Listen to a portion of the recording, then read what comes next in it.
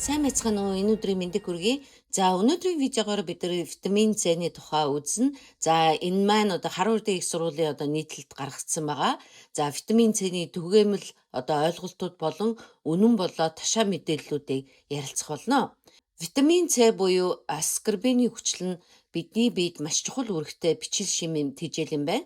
За гэхдээ олон хүн витамин C-г ханиаднаас бүрэн хамгаалдаг их уух тусам сайн гэх мэтээр ойлгодог. За тэгвэл энэ нь үнэн үгүй юу гэдгийг хэдүүлээ ярилцгаая. За эхлээд витамин C бид яг юу хийдэг вэ гэдгээс нь эхлэе. За витамин C нь коллаген үүсгэхэд чухал үүрэгтэй юм байна.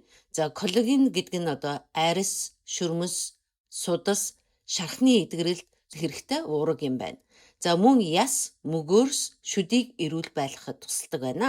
За үүнээс гадна витамин C нь урамлын гаралтай хүнснээс авах төмрийн шимэгдэлтийг сайжруулдаг байна. За тухайлбал бууцаа, шош, үр тариа зэрэг хүнснээс авах төмөр витамин C-тэй хамт хэрэглэвэл бид илүү сайн шингэдэг байна. За мөн витамин C нь дархлааны системийг дэмждэг. За энэ нь хүчтэй антиоксидант учраас эсийг гэмтээдэг чөлөөт радикал гэх докторгүй молекулуудыг саарамгжуулахад тусалдаг байна. За чөлөөт радикалууд нь хөгшрөлт, зарим архаг өвчин, зүрх судасны өвчин, хавдрын эрсдэлтэй холбоотой гэж үздэг байна. За тэгвэл өдөрт хэр хэмжээний витамин C хэрэгтэй вэ? За хүний бие витамин C-г өөрөө үйлдвэрлэж чаддгүй.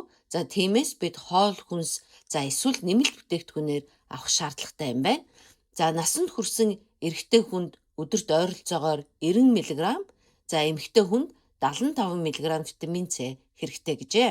За харин тамхи татдаг хүмүүс, тамхи татдаггүй хүмүүстэй харьцуулахад өдөрт 35 мг-аар илүү витамин C авах хэрэгтэй гэсэн байна. За гэхдээ энд нэг чухал зүйл бий. Их байх тусмаа сайн гэсэн үг биш юм байна.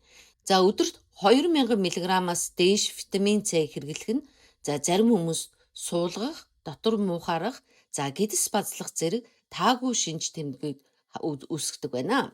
За ховор тохиолдолд ялангуяа бөөрийн асуудалтай хүмүүс бөөрийн чулуу үүсэх эрсдэл нэмэгдэж болзошгүй юм байна. За хамгийн түгээмэл асуулт руу оръё. Витамин C ханиаднаас хамгаалдаггүй. За 1970-ад оноос витамин C ханиаднаас сэргийлдэг гэсэн ойлголт маш алдартай болсон.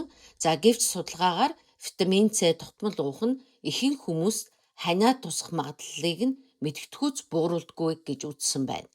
За гэхдээ зарим нотлохоогоор витамин C-г тогтмол хангалттай хэмжээгээр авч байвал ханиад хүрсэн үед үргэлжлэх хугацааг бага зэрэг богиносгодгоо. За мөн шинж тэмдгийг нь арай хөнгөн болгож өгдөгөө гэж үзсэн байна.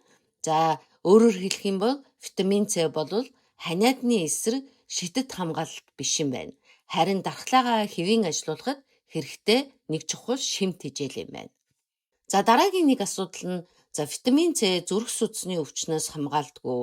За зарим ажиглалтын судалгаагаар жимс ногоогоор баялаг хооллолтой хүмүүсийн зүрх судасны өвчин, цус харгалтын эрсдэл бага байх хандлагатай гэж гарсан байна. За үүнд витамин C-гийн антиоксидант үйлчилгээ нөлөөлж байж магадгүй юм байна.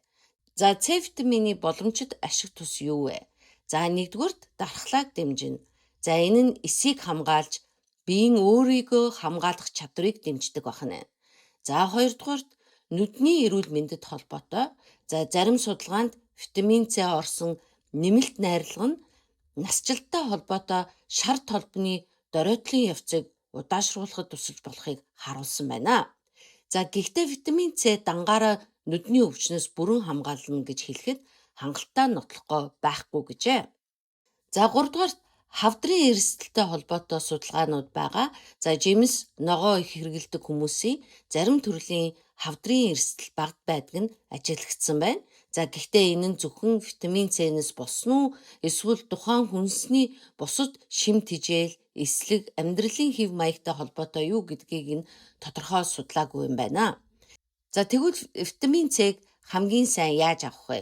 За хамгийн зөв их үсэр бол хоол хүнс.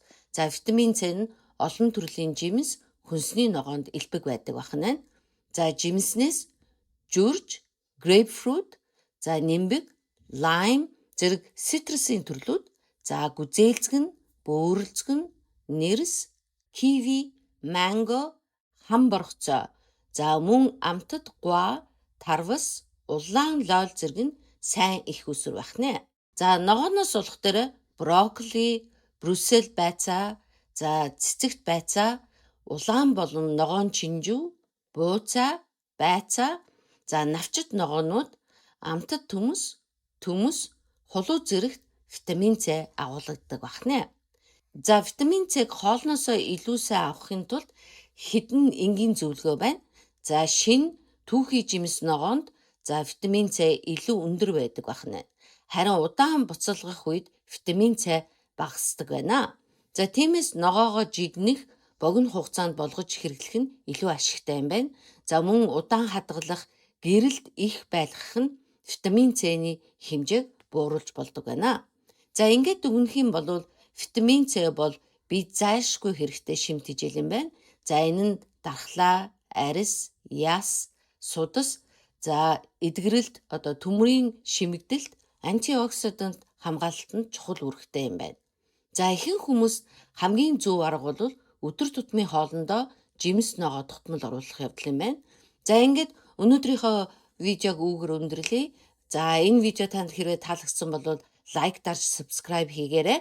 За эрүүл хооллолт бол дархлааны хамгийн сайн суурь юм шүү. За анхаарал тавьсанд баярлалаа. Баяртай.